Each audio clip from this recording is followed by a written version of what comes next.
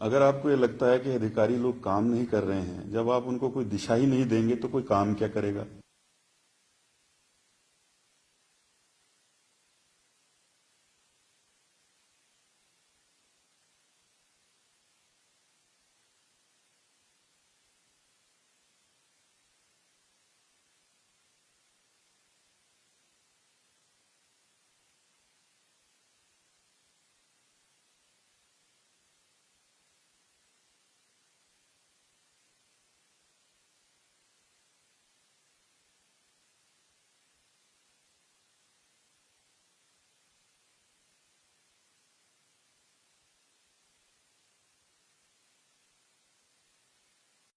Bharatiya Janata party की जो सरकार रही है, आपके जो अध्यक्ष थे उनको अपने पद से इस्तीफा देना पड़ा।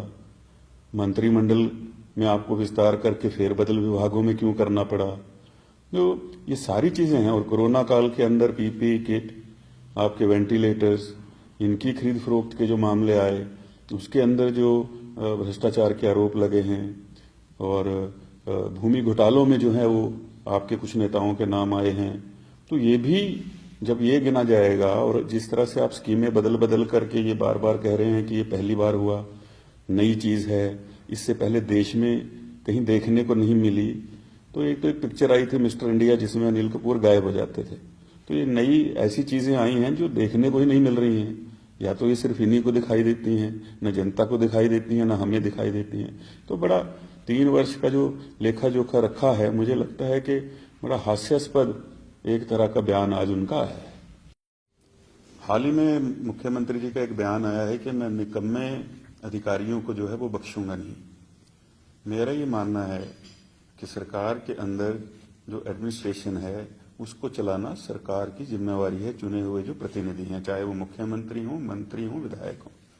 अगर आपको ये लगता है कि अधिकारी लोग काम नहीं कर रहे हैं, जब आप उनको कोई दिशा ही नहीं देंगे तो कोई काम क्या करेगा।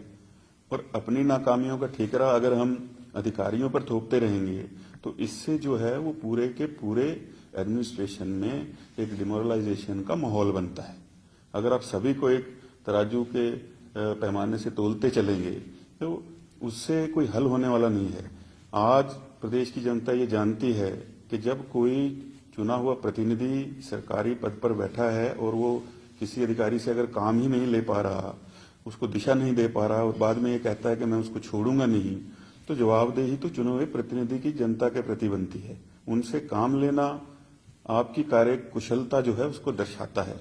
और कहीं ना कहीं ऐसे लगता है कि अपनी नाकामियों का ठीकरा जो है वो अफसरशाही के ऊपर थोपा जा रहा है।